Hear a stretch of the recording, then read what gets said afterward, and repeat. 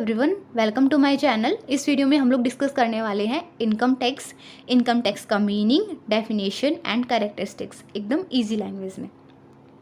सबसे पहले income tax का थोड़ा सा ओवरव्यू ले लेते हैं। इनकम टैक्स का मीनिंग क्या होता है? इनकम टैक्स क्या होता है? एक टैक्स होता है, ठीक है। तो टैक्स को समझते हैं। टैक्स क्या होता है? एक कंपल्सरी चार्ज होता है जो एक कंट्री की गवर्नमेंट इंडिविजुअल्स एंड ऑर्गेनाइजेशन से करती है सो दैट वो पब्लिक वर्क्स के लिए रिवेन्यू इकट्ठा कर सके, कंट्री के डेवलपमेंट के लिए फंड्स इकट्ठा कर सके। दैट इज़ टैक्स, ठीक है। अब टैक्स देखिए क्या होता है, एक कंपल्सरी चार्ज होता है। कंपल्सरी मतलब कि जो आपको ज़रूरी पे करना ही करना पड़ेगा, ठीक है, मतलब एक कंपल्शन होता है। अब चार्ज जो होता है वो किसी ना किसी बेस के ऊपर होता है। मतलब आप पेमेंट जो है कर रहे हो तो किसी ना किसी रीज़न से करोगे ना। वो रीज़न जो है वो कोई भी हो सकता है, like property, profit, goods and services, gift, income, ठीक है। तो जो गवर्नमेंट है वो बेसिकली डिफरेंट बेसिस के ऊपर जो है चार्ज करती है टैक्स। जब जो टैक्स है वो इनकम के ऊपर चार्ज होता है, इनकम के बेस के ऊपर चार्ज होता है, तो हम उसे इनकम टैक्स बोलते हैं, ठीक है। तो इनकम टैक्स अगर हम सिंपली बात करें तो tax which is charge on the income of a person, ठीक है, दैट इज इनकम टैक्स। अब थोड़ा सा हम डिटेल में जाते हैं, एक ओवरव्यू लेते हैं अच्छे से। Income tax is an direct tax. Income tax क्या है? एक डायरेक्ट टैक्स है। डायरेक्ट टैक्स वो टैक्स होता है जब जो टैक्स पेयर है जिसकी पॉकेट से एक्चुअली टैक्स की अमाउंट जा रही है वो डायरेक्टली गवर्नमेंट को पे करता है। मतलब कि जो अल्टीमेट टैक्स पेयर है वो डायरेक्टली गवर्नमेंट को जब टैक्स पे करेगा, दैट इज़ डायरेक्ट टैक्स। और जब जो अल्टीमेट टैक्स पेयर है वो डायरेक्टली गवर्नमेंट को टैक्स पे नहीं करता है, बीच में कोई थर्ड पार्टी इन्वॉल्व हो जाती है, दैट इज़ इनडायरेक्ट टैक्स। तो इनकम टैक्स क्या एक डायरेक्ट टैक्स है, बिकॉज जो टैक्स पेयर है वो खुद ही इनकम टैक्स रिटर्न फाइल करता है और जो अमाउंट है वो डायरेक्टली गवर्नमेंट की पॉकेट में जाती है। That is why income tax is an direct tax charge by central government. Income tax जो है वो सेंट्रल गवर्नमेंट चार्ज करती है, स्टेट गवर्नमेंट की अथॉरिटी नहीं है इनकम टैक्स चार्ज करने की, ये सेंट्रल गवर्नमेंट चार्ज करती है on the annual income of persons. किस पे? पर्सनस की एनुअल इनकम पे, ठीक है। अब एनुअल इनकम का मतलब यहाँ पे क्या है कि एक साल के पीरियड के अंदर जो इनकम अर्न हुई। अब जो एक साल का पीरियड आप बोलोगे कि 1 जनवरी टू 31 दिसंबर, नहीं, यहाँ पे जो एनुअल इनकम है वो एक फाइनेंशियल ईयर की इनकम है। एक फाइनेंशियल ईयर का से कहाँ से स्टार्ट होके कहाँ ख़त्म होता है? 1 अप्रैल टू 31 मार्च, ठीक है। तो इस पीरियड के अंदर जो इनकम अर्न हुई है उसके ऊपर चार्ज होगा ऑफ अ पर्सन, ठीक है। पर्सन कौन होता है? देखिए, पर्सन और इंडिविजुअल दोनों अलग अलग टर्म है। हम इनको जनरल लाइफ में इंटरचेंजेबली यूज़ करते हैं। हम इंडिविजुअल बोल देते हैं, हम पर्सन भी बोल देते हैं, ठीक है। लेकिन टैक्सेशन जो लॉज होते हैं, जो इनकम टैक्स है उसमें पर्सन डिफरेंट होता है, इंडिविजुअल डिफरेंट होता है। इंडिविजुअल कौन होता है? नेचुरल पर्सन, लाइक मैं और आप। लेकिन जो पर्सन होता है वो एक ब्रॉड टर्म, वो इंडिविजुअल को भी इंक्लूड करेगी, वो एक कंपनी को भी इंक्लूड करेगी, वो एक पार्टनरशिप फर्म को भी इंक्लूड करेगी, ट्रस्ट को, लोकल अथॉरिटी, म्यूनिसिपल कमेटी, ठीक है, इन सब को इंक्लूड करेगी, यूनिवर्सिटी, स्कूल, इंस्टीट्यूशन, सबको। मतलब कि नेचुरल एंड आर्टिफिशियल दोनों टाइप के पर्सन को इंक्लूड करेगी टर्म पर्सन। अब जो इनकम टैक्स होता है वो ओनली इंडिविजुअल की इनकम के ऊपर थोड़ी ना चार्ज होता है, वो इन सब की इनकम के ऊपर भी चार्ज होता है। दैट इज़ वाई जब भी हम इनकम टैक्स को डिफाइन करते हैं हम इंडिविजुअल की जगह पे पर्सन वर्ड का यूज़ करते हैं, ठीक है। तो आपको ये बात हमेशा ध्यान रखनी है कि आप इनकम टैक्स की डेफिनेशन में पर्सन लिखोगे। देखिए, मैंने ऊपर जो डेफिनेशन लिखी है शॉर्ट में, तो मैंने भी यहाँ पे इनकम ऑफ अ पर्सन लिखा है, मैंने यहाँ पे इनकम ऑफ एन इंडिविजुअल नहीं लिखा है। बिकॉज अगर आप इनकम ऑफ अ इंडिविजुअल लिख रहे हो तो आप बहुत स्पेसिफिक जो एस्पेक्ट्स हैं उनको मिस कर रहे हो, उनको छोड़ रहे हो, ठीक है। और अगर आप इंडिविजुअल लिख रहे हो या फिर आप उसको नहीं हटा सकते तो आपको साथ में लिखना पड़ेगा individual and entities, so that जो बाकी की टर्म्स हैं वो भी इंक्लूड हो जाएं, फर्म्स वगैरह, ठीक है। तो ये बात आपको ध्यान रखनी है कि इनकम टैक्स किस पे चार्ज होगा? एनुअल इनकम ऑफ पर्सनस पे। To collect revenue for public welfare. Government किस लिए इनकम टैक्स कलेक्ट करती है?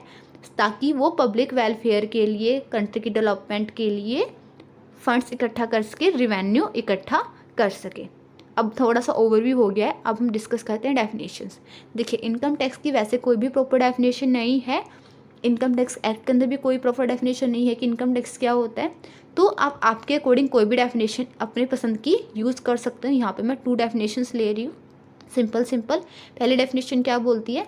Income tax is a tax charge on the income of an individual और entities tax payers earn in a financial year. Income tax क्या होता है?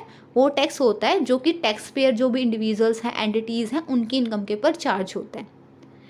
Next definition क्या बोलती है? Income tax is an direct tax charged by central government from tax payer persons और entities in respect of their taxable income earn in a financial year. Income tax एक direct tax है जो एक central government जो है वो charge करती है टैक्स पेयर पर्सन से, मतलब कि जिनकी जो इनकम है टैक्सेबल उनसे चार्ज करती है। बिकॉज हर पर्सन की इनकम टैक्सेबल नहीं होती है, कुछ एक्सेप्शंस होती हैं, ठीक है, जिनको भी हम आगे आने वाली वीडियो में डिस्कस करेंगे।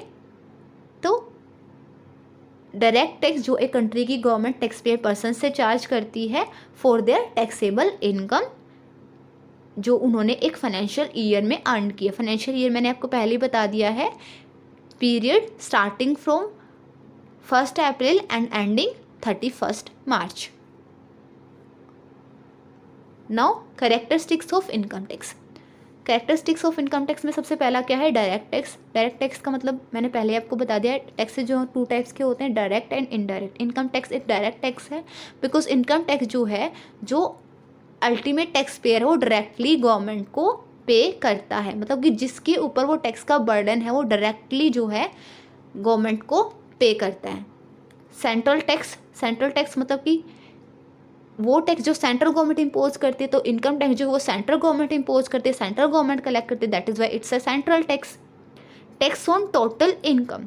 इनकम टैक्स जो होता है वो एक पर्सन की टोटल इनकम के ऊपर लगता है, ठीक है, और जो टोटल इनकम है वो इनकम टैक्स एक्ट के प्रोविजंस के अकॉर्डिंग कैलकुलेट होती है। उसमें डिफरेंट डिडक्शंस वगैरह मिलती हैं, एग्जम्पशंस मिलती हैं, उसके बाद जो इनकम आती है उसके ऊपर जो है टैक्स लगता है। Tax exempted limits. देखिए, हर पर्सन की जो इनकम होती है वो टैक्सेबल नहीं होती है। इनकम टैक्स में कुछ टैक्स एग्जम्पशन लिमिट्स होती हैं, ठीक है, मतलब कि सर्टेन लिमिट जिन तक टैक्स चार्ज नहीं होगा। अगर एक पर्सन की जो इनकम है वो टैक्स एग्जम्पशन लिमिट्स में ही आ जाती है तो उसके ऊपर टैक्स चार्ज नहीं होगा। जब अबव किसी की इनकम होती है तो उसके ऊपर ही टैक्स चार्ज होता है।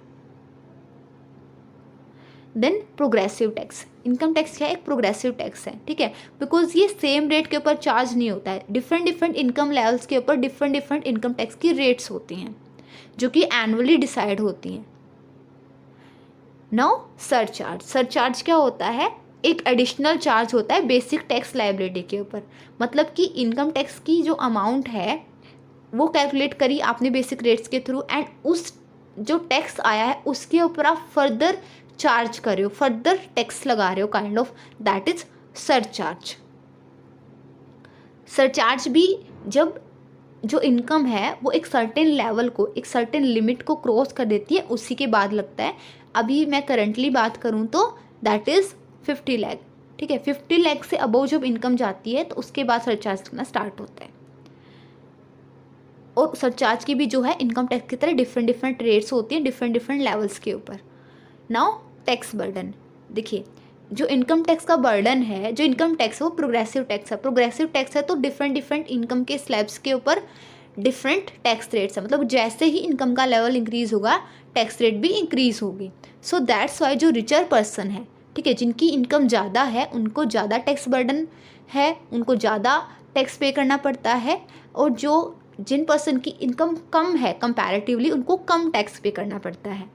हेल्थ एंड एजुकेशनल सेस, ये क्या होता है? जो गवर्नमेंट है उसने क्या कर रखा है, जो भी एसएससी मतलब जो भी टैक्स पेयर हैं सभी को पे करना पड़ता है 4% हेल्थ एंड एजुकेशनल सेस। और जो ये सेस है वो इनकम टैक्स की अमाउंट के ऊपर लगता है, मतलब इनकम टैक्स की परसेंटेज के ऊपर चार्ज होता है। जैसे किसी पर्सन का जो इनकम टैक्स है वो आया है 1000 रुपीज़, तो उसके ऊपर 4% लगेगा health and education cess. Now administration. जो इनकम टैक्स है वो इनकम टैक्स डिपार्टमेंट कलेक्ट करता है, और जो इनकम टैक्स डिपार्टमेंट है उसको कौन कंट्रोल करता है? CBDT, central board of direct taxes. Now allocation of amount recovered by income tax. अब इनकम टैक्स जो अमाउंट है वो कैसे अलोकेट होती है? मैंने आपको बताया कि इनकम टैक्स गवर्नमेंट क्यों कलेक्ट करती है? पब्लिक वेलफेयर के लिए, कंट्री के डेवलपमेंट के लिए काम करने के लिए। तो वो कैसे यूज़ करती हैं?